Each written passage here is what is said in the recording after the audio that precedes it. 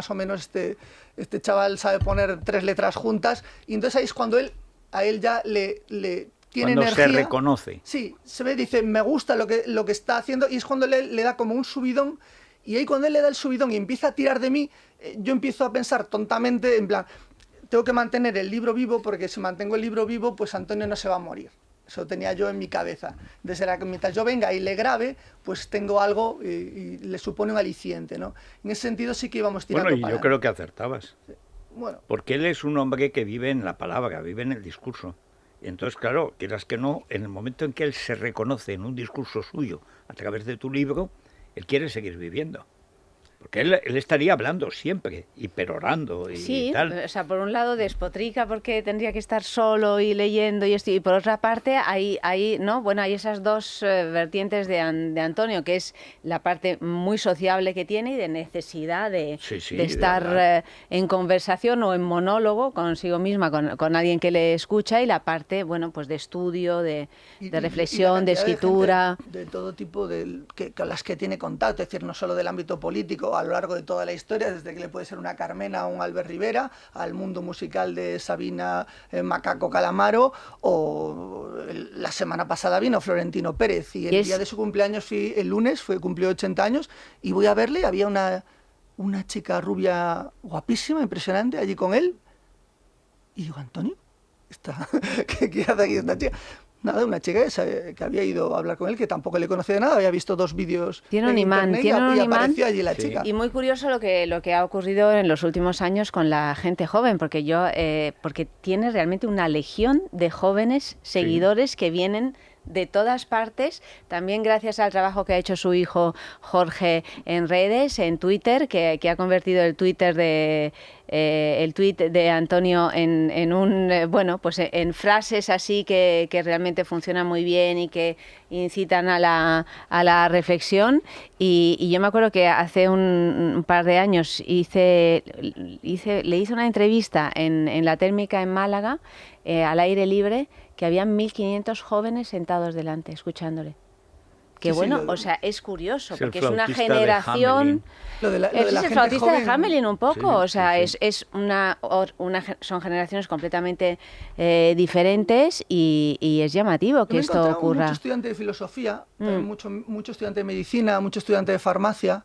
Es el círculo un poco que se acerca a él. Y luego, pero por ejemplo, hay una anécdota en el libro que se acercan 2 chavales de segundo de económicas y de repente al poco de la conversación los chavales no saben la velocidad de la luz. Y Antonio les echó de casa. Bueno, no lo puedo soportar, no lo aguanto. Es decir, lo siento muchísimo, de verdad, pero es que os tenéis que ir. Es otra, porque está la faceta así afable, acogedora, de viejo, del bosque, tal, y luego está el ogro. Bueno, me echa unas broncas tremendas en el libro. Me dice, pero por Dios, Ricardo, ¿cómo puedes ser tan analfabeto? Bueno, no sé qué me está contando. Nada le indigna más que la ignorancia, la incultura. Y la ignorancia. Pero según su baremo también, claro. O sea hablar de lo que no sabes, sobre todo, que no te hayas molestado en averiguarlo. Hablar de lo que no sabe él. Bueno, como todos los supervivientes, es un egotista perfecto, es una generación de grandes egoístas, pero egoístas egotistas, es decir, que han llegado a convertir casi en un género no el culto a sí mismo, el culto a lo que son o a lo que saben. En el caso de Antonio es más a lo que saben. Yo creo que el magnetismo con los jóvenes está en que no presume de él, sino de lo que sabe. Como los jóvenes no saben nada, y nunca saben nada, porque pues son jóvenes, no saben nada, en cuanto ven que alguien sabe, o creen que sabe, o dice que sabe, van, pero como iban a ver a Marcuse y no se entendía absolutamente nada en el 68. Ahora que son más analfabetos los jóvenes que antes, porque el bachiller es horroroso, pues todavía les parecerá más, no sé, el Mago de Oz o Y luego las Jehová. historias así... Él cree que va a acabarse la universidad en el libro, él lo explica. Sí. Que se acabará la universidad. Sí. O sea, Oye, llevas 2 ediciones ya. Sí, 2 ediciones, sí. Oye, pero eso está... 15 días, está bien.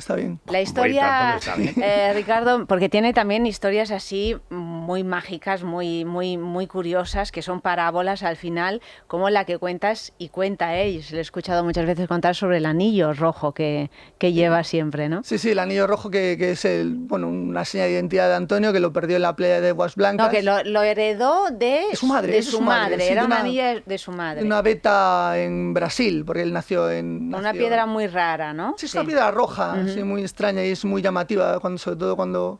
Bueno, ahora ya mueve menos la mano, pero cuando la movía sí que llama mucho la atención. Y la perdió en la playa de Aguas Blancas, y la amiga con la que estaba en la playa, Antonio, en ese momento, se lo encontró días después en el dedo de otra mujer. En otra playa. En un bar, no, en un bar. En un bar. En Cananeta, sí, pero a muchísima distancia, sí.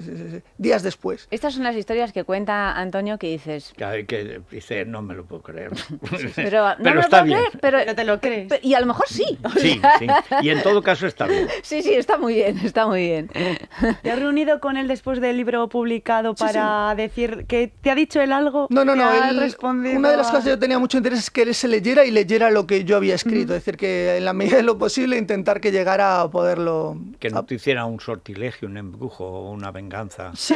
Algo. Sí, no me fío. Igual que bien. dice, porque me entonces decir, no, pero igual se aparece Román. Igual se me parece a mi Antonio y me canta las 40 y no sería... Exacto, no sería agradable. ¿Qué es lo que has aprendido de esta experiencia? Porque estar tantas horas con él, la verdad es que te puede o volver cuerdo o volver completamente loco. Hombre, piensa cuando le planteo yo temas tan fuertes como los de la droga, y él me va contestando, hombre, por lo menos te hace dudar. Es decir, acabas admitiendo, oye, como mínimo lo de la prohibición funcionar no está funcionando demasiado bien. Eso como mínimo. Pero ha funcionado también, no ha funcionado con el crimen y está prohibido, ¿eh? Esto yo recuerdo cuando grabamos, que fuera de cámara, siempre él es un gran defensor, la legalización de las drogas. Digo, vamos a ver, el crimen es ilegal, se siguen cometiendo crímenes y habrá que perseguirlos. Si metas allá a niños de los 14 años que le venden heroína en los colegios, los tendrás que perseguir. Claro, yo hablo de gente con cabeza. Claro, gente con discernimiento de sí, como que es a los que le venden las drogas, los que tienen cabeza. Sí, él también tiene, el nivel él es muy exigente consigo mismo y con el ser humano. Entonces él es muy duro, es decir, y sobre todo ahora que estamos en un momento en el que todos quieren ser víctimas de algo. Es decir, yo a mí todo lo malo que me pasa, evidentemente, es por causas externas, por el gobierno, porque yo no haya estudiado, no me haya molestado en coger un libro. Entonces eso él le molesta muchísimo. Y luego, sobre todo, el aprender. Es decir, él hasta el último momento de su vida, cuando yo me lo encuentro, que se va a morir, dice, estaba con la fonética noruega y la geología de Islandia. Digo, un señor, la geología de Islandia, ¿para qué? Si te vas a morir dentro de 20 segundos, de 20 minutos, y quieres estar delante intentando aprender eso. Incluso si no te murieras. Sí, no tenía... No, yo creo que si uno se va a morir es capaz de cualquier cosa.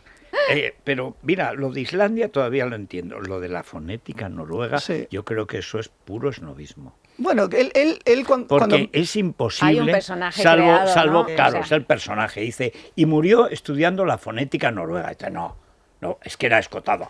Escotado sí. Claro. Sí, pero por ejemplo, sabes que es muy del Real Madrid, desde que fue a verle. Aquí escribió muchos artículos. Y cuando yo le dije exactamente lo que tú estás diciendo ahora, él me dice, ¿sabes que no se dice Odegaard? Se dice Edegord. Estas cosas son muy útiles si estudias un poquito de fonética noruega. Y Florentino Pérez, el que iba a verlo, ¿era el humorista o el presidente del Madrid? El presidente del Real Madrid. Oye, pues fíjate, ese es un lado de Florentino que para mucha gente sería incomprensible. Insólito, sí. Pues empezó a escribir aquí en Libertad Digital sobre el Real Madrid, por supuesto lo sabe mucho de fútbol y es apasionado. O sea, él no es del fútbol, él es del Real Madrid, como institución desde la que se entiende el fútbol.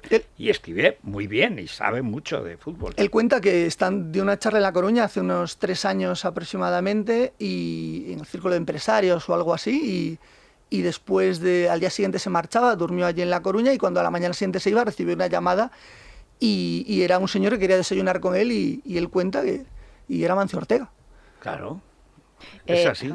Ricardo, ¿te llegó a angustiar? Te lo digo porque a mí sí me pasa con Antonio, que hay un punto cuando empieza a hablar de la muerte de esta manera tan descarnada como habla, ¿no?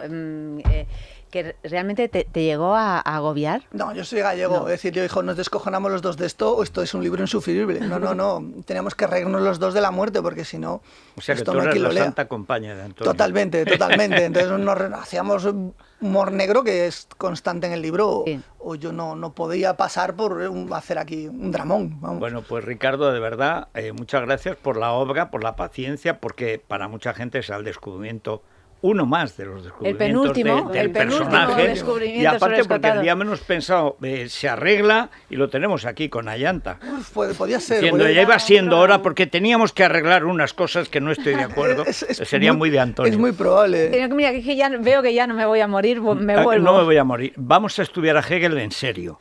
Es No, muy capaz. y muchísimas gracias a ti porque es decir, nunca había estado aquí y yo que sepas que viajas en el bolsillo de la bata de mi madre por las mañanas. Entonces ahora mismo después de tantos años haciendo cosas, ahora realmente estoy cumpliendo el sueño de mi madre. Ahora, por Bueno, fin. pues eso es fundamental. Pues fíjate, Sí. ya quisiera Escotado.